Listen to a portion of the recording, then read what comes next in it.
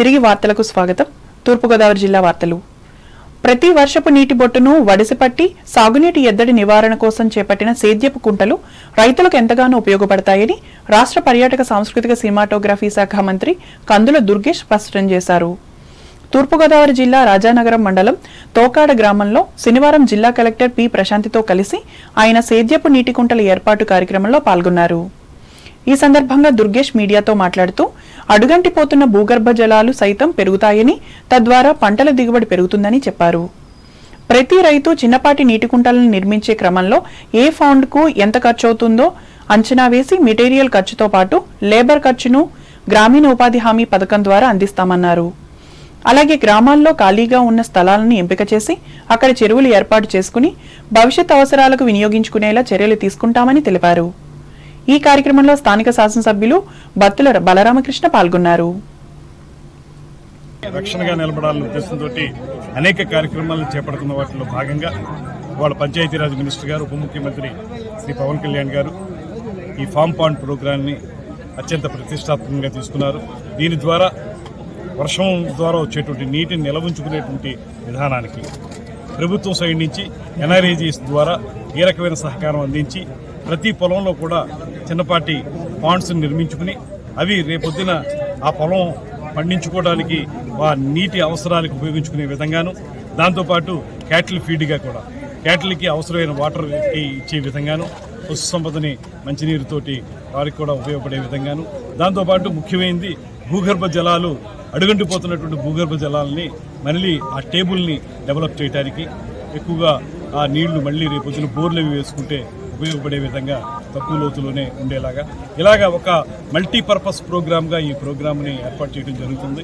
దీనితో పాటు వ్యక్తిగతమైన చెరువులతో పాటు గ్రామానికి సంబంధించినటువంటి ఒక పెద్ద చెరువును తవ్వుకోవాలనుకున్నా కూడా గ్రామంలో ఉన్నటువంటి ఎక్కడైనా ఖాళీగా ఉన్న స్థలాన్ని ఎంపిక చేసుకుంటే అక్కడ కూడా ఒక మంచి చెరువు తవ్వుకుని అక్కడ నీటిని నిల్వ ఉంచుకునే విధానాన్ని, రేపొద్దున భవిష్యత్ అవసరాలకు ఆ నీరు ఉపయోగించుకునే విధానానికి శ్రీకారం చుడుతున్నటువంటి ఈ ప్రోగ్రాం బాలబాలికలపై లైంగిక వేధింపుల నుంచి రక్షణ కల్పించే ఉద్దేశంతోనే ఫోక్సో చట్టాన్ని రూపొందించడం జరిగిందని జిల్లా ప్రధాన న్యాయమూర్తి గంధం సునీత పేర్కొన్నారు. రాజమహేంద్రవరం జిల్లా కోర్టులో న్యాయ సేవాధికార సంస్థ ఆధ్వర్యంలో ఫోక్సో చట్టం బాధితుల పరిహార పథకంపై పోలీసు, మహిళా శిశు సంక్షేమ శాఖ అధికారులకు శనివారం నిర్వహించిన అవగాహన కార్యక్రమంలో ఆమె ముఖ్య అతిథిగా పాల్గొని మాట్లాడారు. వికృత చేష్టలతో పిల్లలు జీవించే హక్కును హరించే వారి విషయంలో చట్టం కఠినంగా శిక్షిస్తుందని హెచ్చరించారు. శారీరకంగా, మానసికంగా వారిని వేధిస్తే కేసు నమోదు చేస్తామని అన్నారు. సంఘటన జరిగిన బాలికలకు ఈ చట్టం ప్రకారం పరిహారంతో పాటు సంరక్షణ బాధ్యతలు చేపట్టాల్సి ఉందని వివరించారు.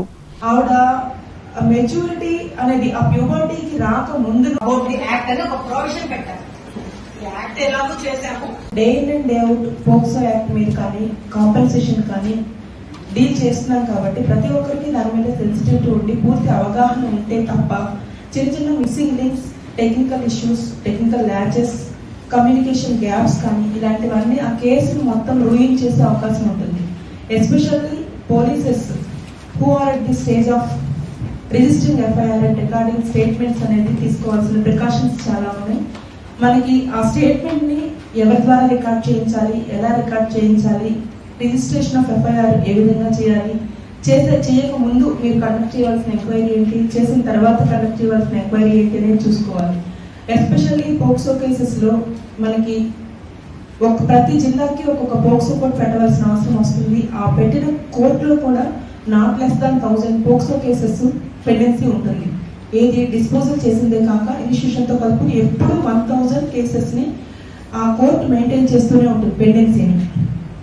ఈ జిల్లాకు కూడా in addition to the POCSO court situated at Kakinada, ఇంకొక POCSO కోర్టును కూడా శాంక్షన్ చేయమని చెప్పి హానరబుల్ హైకోర్టు వారు గవర్నమెంట్ ని రిక్వెస్ట్ చేయడం జరిగింది. అంటే దీనిలో మీరు అర్థం చేసుకోవాల్సింది POCSO కేసెస్. ఈ కార్యక్రమంలో 1వ అదనపు జిల్లా జడ్జ్ ఆర్ శివకుమార్, న్యాయ సేవాధికారి సంస్థ జిల్లా కార్యదర్శి ఎన్ శ్రీలక్ష్మి, మహిళా శిశు సంక్షేమ శాఖ జిల్లా అధికారి కె విజయ్ కుమారీలు పాల్గొన్నారు.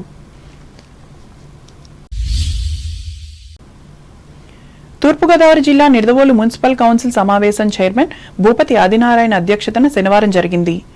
ఈ సమావేశంలో 2025-26 ఆర్థిక సంవత్సరానికి 5,38,00,000 మిగులు బడ్జెట్ను కౌన్సిల్ ఆమోదించింది. ఈ సమావేశంలో ముఖ్య అతిథిగా పాల్గొన్న రాష్ట్ర పర్యాటక సాంస్కృతిక సినిమాటోగ్రఫీ శాఖ మంత్రి కందుల దుర్గేష్ మాట్లాడుతూ కౌన్సిల్ ఆదాయ వనరుల నుంచి అందరికీ తెలిసిందేనని అన్నారు. కేంద్ర రాష్ట్ర ప్రభుత్వాల నుంచి వచ్చే నిధులను సమీకరించటానికి తను బాధ్యత తీసుకుంటానని చెప్పారు. 178 కోట్లు అంచనా వ్యయంతో చేపట్టే అఖండ గోదావరి ప్రాజెక్టులో నిడదవోలుకు కూడా నిధులు కేటాయించినట్లు తెలిపారు. అలాగే పుష్కరాలకు అధిక మొత్తంలో నిధులు తీసుకొచ్చేందుకు కృషి చేస్తానన్నారు. ప్రస్తుత పాలకవర్గం పదవీకాలం ఏడాది మాత్రమే ఉన్నందున పట్టణాభివృద్ధిపై దృష్టి కేంద్రీకరించి పనిచేయాలని సభ్యులకు సూచించారు. క్యాన్సర్ బారిన పడిన వారిని గుర్తించి మెరుగైన వైద్య సేవలు అందిస్తామని జిల్లా కలెక్టర్ పి ప్రశాంతి తెలిపారు. తూర్పుగోదావరి జిల్లా అనపర్తి మండలం బలభద్రపురంలో క్యాన్సర్ కేసులు ఎక్కువగా నమోదవుతున్న దృష్ట్యా శనివారం నుండి స్పెషలిస్ట్ వైద్యులు చేస్తున్న సర్వేను కలెక్టర్ పరిశీలించారు. ఈ సందర్భంగా ప్రశాంతి మీడియాతో మాట్లాడుతూ ఇప్పటికే సర్వే చేపట్టారని 23 మంది క్యాన్సర్ లక్షణాలు ఉన్నట్లు గుర్తించామని చెప్పారు. వాతావరణ కాలుష్యం, కుటుంబ నేపథ్యం, వయస్సు, వ్యక్తిగత ఆరోగ్య స్థితి ఆధారంగా ఈ కేసుల నమోదుపై దృష్టి పెడతామన్నారు. ఈ కార్యక్రమంలో జిల్లా వైద్య ఆరోగ్య శాఖ అధికారి డాక్టర్ కె వెంకటేశ్వరరావు పాల్గొన్నారు.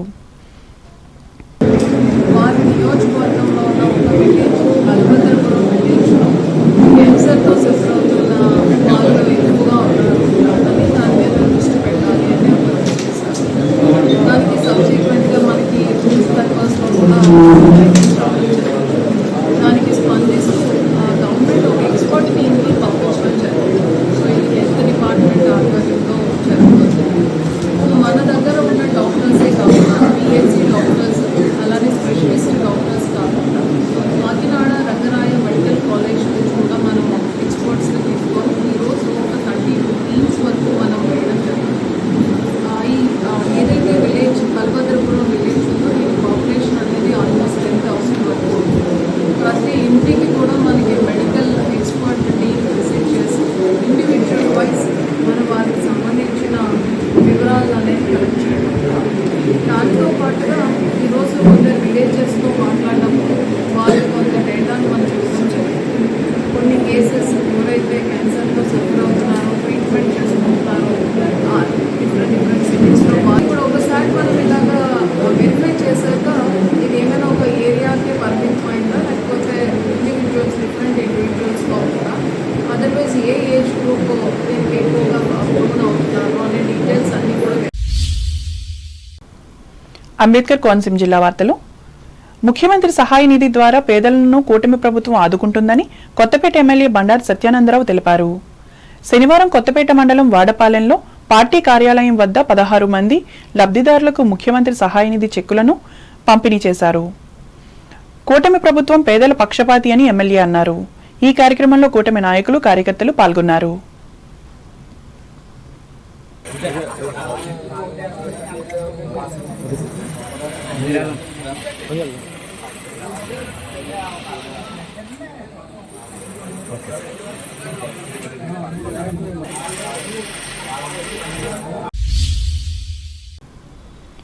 రాజోలు నియోజకవర్గంలోని సోంపల్లి ఇసుక ర్యాంపుపై మైనింగ్ అధికారులు శనివారం దాడులు నిర్వహించారు. జిల్లా గనులు మరియు భూగర్భ శాఖ అధికారి జి వంశీధర్ రెడ్డి ఆదేశాల మేరకు రాయల్టీ ఇన్స్పెక్టర్ సుజాత ఆధ్వర్యంలో దాడులు చేసి 13 ట్రాక్టర్లను స్వాధీనం చేసుకున్నారు. ఈ ట్రాక్టర్లను రాజోలు పోలీసులకు అప్పగించారు. అమలాపురం పార్లమెంట్ సభ్యులు గంటి హరీష్ మాథుర్ పుట్టినరోజు వేడుకలను ఆయన అభిమానులు, ఎన్డీఏ కూటమి నాయకులు, కార్యకర్తలు పలు సేవా కార్యక్రమాల నడుమ శనివారం ఘనంగా నిర్వహించారు. అమలాపురం పట్టణంలోని నల్లవంతెన సమీపంలో ఉన్న ఎంపీ కార్యాలయం వద్ద భారీ కేకులు కట్ చేసి హరీష్ కు జన్మదిన శుభాకాంక్షలు తెలిపారు. భారీ బాణసంచా కాల్చి మిఠాయిలు పంచిపెట్టారు. ఈ సందర్భంగా అభిమానులు ఏర్పాటు చేసిన రక్తదాన శిబిరంలో ఎన్టీఆర్ ట్రస్ట్ కి సుమారు 150 మంది రక్తదానం చేసి తమ అభిమానాన్ని చాటుకున్నారు. అలాగే జీఎంసీ బాలయోగి ట్రస్ట్ ద్వారా 10 మంది దివ్యాంగులకు ఎలక్ట్రికల్ వాహనాలను ఉచితంగా అందజేశారు. కార్మిక శాఖ మంత్రి వాసంశెట్టి సుభాష్, అమలాపురం పార్లమెంట్ నియోజకవర్గంలోని ఎమ్మెల్యేలు దాట్ల బుచ్చిబాబు, బండారు సత్యానందరావు, గిడ్డి సత్యనారాయణ, పలువురు మాజీ ఎమ్మెల్యేలు హరీష్ ను కలిసి పుట్టినరోజు శుభాకాంక్షలు తెలిపారు.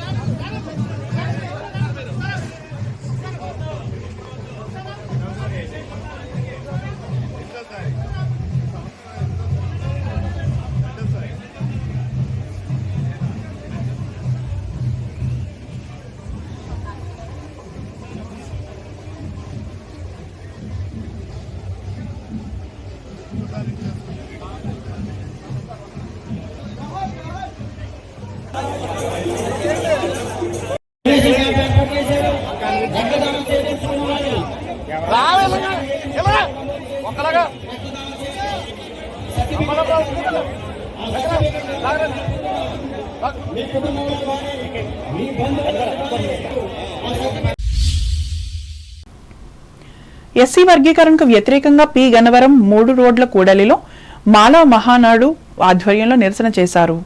వర్గీకరణ చేపట్టడం అప్రజాస్వామికమని నినాదాలు చేశారు. ఇక్కడ ఉన్న అంబేద్కర్ విగ్రహానికి పూలమాలలు వేసి నివాళులర్పించారు.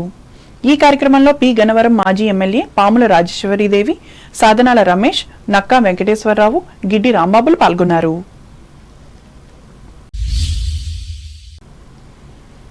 ఆపదలో ఉన్నవారికి ఆర్థిక సహాయం అందించడంలో ఎన్డీఏ కూటమి ప్రభుత్వం ముందుంటుందని పి గన్నవరం ఎమ్మెల్యే గిడ్డి సత్యనారాయణ పేర్కొన్నారు. నియోజకవర్గంలోని 61 మంది లబ్ధిదారులకు ఆరోగ్య అవసరాల రీత్యా మంజూరైన 39,62,000 రూపాయల ముఖ్యమంత్రి సహాయ నిధి చెక్కులను పి గన్నవరంలోని పార్టీ కార్యాలయం వద్ద పంపిణీ చేసి మాట్లాడారు. 18,000 రూపాయలు గుత్తుల వీరం శెట్టి గారు, నరేంద్రపురం 40,000 రూపాయలు. ప్రాసెస్ ఎక్కడైతే జరుగుతుందో వెళ్ళి అక్కడ అధికారులను కలిసి చేయడం జరగటం వల్ల ఇది ఇంత త్వరగా మీకు రావడం జరుగుతుంది. అయితే నిన్నే మన ఉప ముఖ్యమంత్రి వర్గం కలిసి చెప్పడం జరిగింది.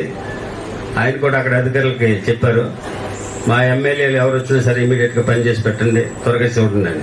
ఆ క్రమంలో కూడా నిన్న ముఖ్యమంత్రి గారిని కలిసి 4 అప్లికేషన్స్ 10 అప్లికేషన్ తీసుకుని పర్సనల్గా కలిశాను సార్ని, సీఎం గారిని. ఏమి గన్నవరం ఎమ్మెల్యే గారు చెప్పండి అన్నారు. సార్ ఇది సార్ పరిస్థితి అంటే తీసుకుని ఫస్ట్ అవి సంతకం పెడతాను అలా ఉంచని భుజం మీద చేసి తట్టి ఓకే వెరీ గుడ్ బాగా చేస్తామంట అన్నారు. చాలా సంతోషం. ఈ కార్యక్రమంలో మండల పరిషత్ అధ్యక్షురాలు గణిశెట్టి నాగలక్ష్మి, కూటమి నాయకులు డొక్కా జగన్నాథం, సిరిగినీడి వెంకటేశ్వరరావు, దాసరి వీర వెంకట సత్యనారాయణ, వాసంశెట్టి కుమార్లు పాల్గొన్నారు. విజయపురం మండలం వాడపల్లి గ్రామంలో వేంచేసి ఉన్న శ్రీ వెంకటేశ్వర స్వామివారిని కొత్తపేట డీఎస్పీ సుంకర మురళీమోహన్ శనివారం దర్శించుకున్నారు. ఆలయ అధికారులు ఆయనకు ఆలయ మర్యాదల ప్రకారం స్వాగతం పలికారు. అనంతరం స్వామివారిని దర్శించుకుని వేదాశీర్వాదం పొందారు. ఆలయ డిప్యూటీ కమిషనర్ ఎన్ చక్రధర్రావు స్వామివారి చిత్రపటాన్ని బహుకరించారు. అలాగే శనివారం కావడంతో ఉభయ రాష్ట్రాల నుండి భక్తులు పెద్ద సంఖ్యలో వచ్చి ఆలయ మాడవీధుల్లో 7 ప్రదక్షిణలు చేసి స్వామివారిని దర్శించుకున్నారు.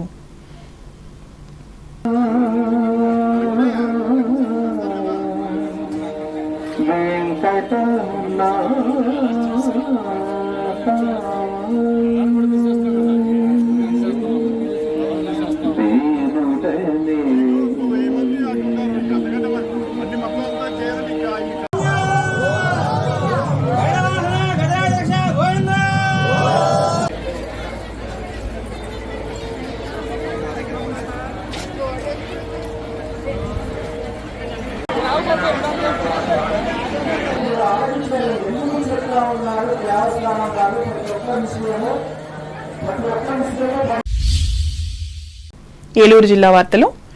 ఏలూరు జిల్లా ప్రముఖ పుణ్యక్షేత్రం ద్వారకా తిరుమల చినవెంకన్న ఆలయాన్ని శాసనమండలి సభ్యులు ఆలపాటి రాజేంద్ర ప్రసాద్ శనివారం సందర్శించారు. ముందుగా ఆలయానికి విచ్చేసిన ఆయనకు ఆలయ అధికారులు, అర్చకులు పూర్ణకుంభ స్వాగతం పలికి ప్రత్యేక దర్శన ఏర్పాట్లు చేశారు. రాజేంద్ర ప్రసాద్ కుటుంబ సమేతంగా శ్రీ స్వామి అమ్మవార్లను దర్శించి ప్రత్యేక పూజలు నిర్వహించారు. ఆలయ ముఖమండపంలో అర్చకులు వారికి స్వామివారి శేషవస్త్రం కప్పి వేదాశీర్వచనం పలికి తీర్థప్రసాదాలు అందించారు. అనంతరం ఆలయ ఈవో ఎన్వీఎస్ఎన్ మూర్తి స్వామివారి మెమొంటోను అందజేశారు.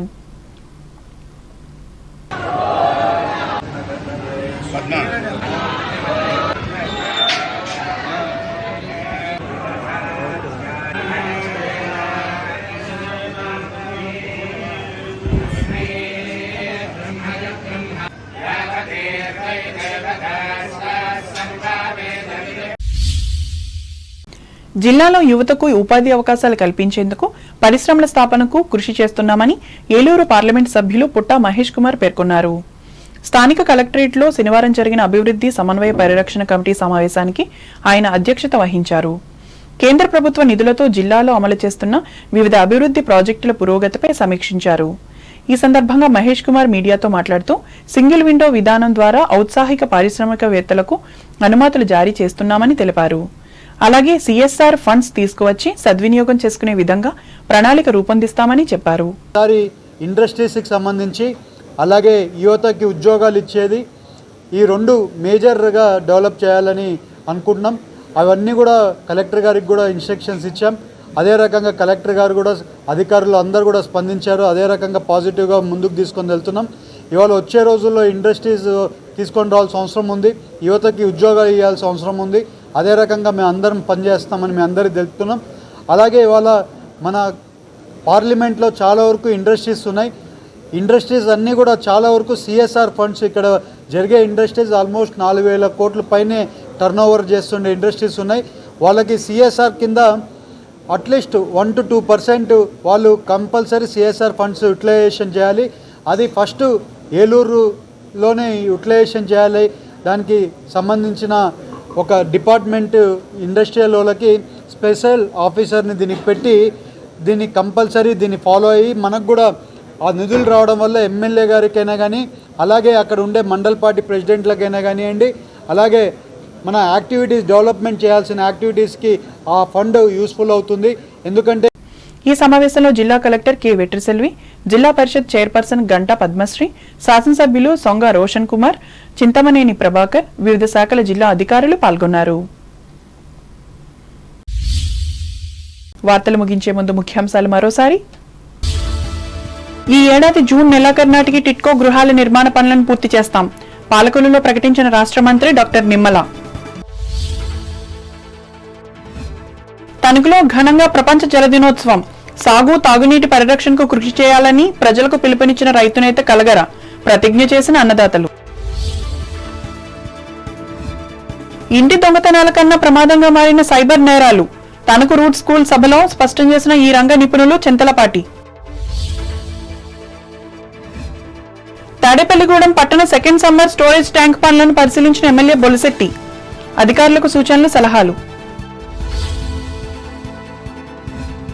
సేద్యపు కుంటల ఏర్పాటుకు ప్రయత్నించాలి, రాజానగరం మండలంలో రైతులకు సూచించిన రాష్ట్ర మంత్రి కందుల. పేదల వైద్య ఖర్చులకు దోహదపడుతున్న ముఖ్యమంత్రి సహాయ నిధి, వాడపాలెంలో పేర్కొన్న కొత్తపేట ఎమ్మెల్యే బండారు. రాజోల్ నియోజకవర్గంలోని సోంపల్లి ఇసుక ర్యాంపుపై దాడులు నిర్వహించిన మైనింగ్ అధికారులు, 13 ట్రాక్టర్లు స్వాధీనం. ద్వారకా తిరుమల చిన్న వెంకన్నను దర్శించుకున్న నూతన ఎమ్మెల్సీ ఆలపాటి, స్వాగతం పలికిన అర్చకులు. ఈ వార్తలు ఇంతటితో సమాప్తం. నమస్కారం.